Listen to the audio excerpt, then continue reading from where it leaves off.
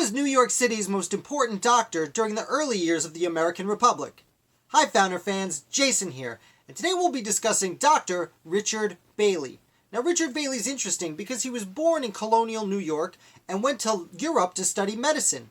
When he returned in 1777, the Revolutionary War had broken out, but his family was from New York City and he was from New York City. By this point, of course, the British had occupied New York City and they occupied it for about 7 years of the war. Because of this, Bayley decided to join the British Army as a surgeon. He spent about a year doing this, but when his wife got sick, he went back to New York City. Now, when Washington and the Continental Army came and took back that city, well, unlike other places in America, the people of New York City, there were so many loyalists there the whole time. New York wanted to get back to normal, and there were a surprising amount of former loyalists who were allowed to stay and continue their careers, and Richard Bayley was one of these people. And this is where he starts to become a founder. Of course, when he was fighting for the British Army, he certainly was not, but over the 1780s, he became the most important doctor in the city. In fact, it was around his office that the New York City Doctors Riots broke out.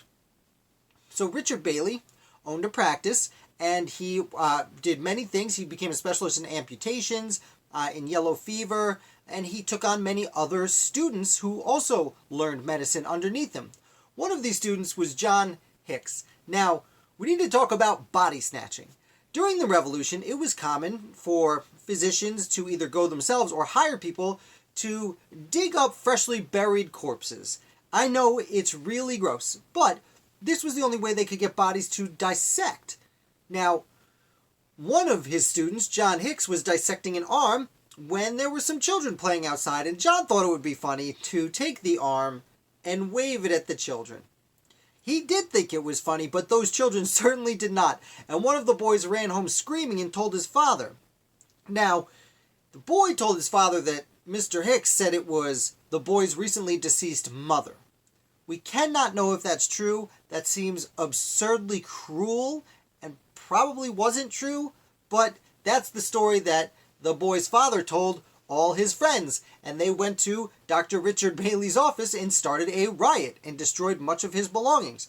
Fortunately, Bayley and his students were able to escape, but after 4 days of rioting, Governor George Clinton finally called in the militia to suppress this unrest. So, in the aftermath of this, Bayley was allowed to keep practicing, and New York made new laws, much harsher laws, about body snatching, but they did understand that doctors needed to study medicine, and therefore they made the compromise that if a criminal was executed by the state or the city of New York, then that body could be donated to science. So, a good outcome there. Now, as for Bayley, he maintained his position as one of the most eminent physicians in the city, and he would actually be chosen as the first health officer of the Port of New York. And among many other things, he set several precedents in this position for New York health. And it's something that seems fairly relevant today.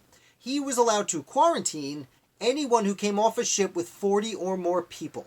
And although this sounds a little intimidating that someone had this power, well, it was him doing so that severely cut down on infections spreading through New York City. Things like especially smallpox and yellow fever that were very common and very dangerous at the time. And it was through his efforts that they were minimized in that particular city when they still had trouble elsewhere.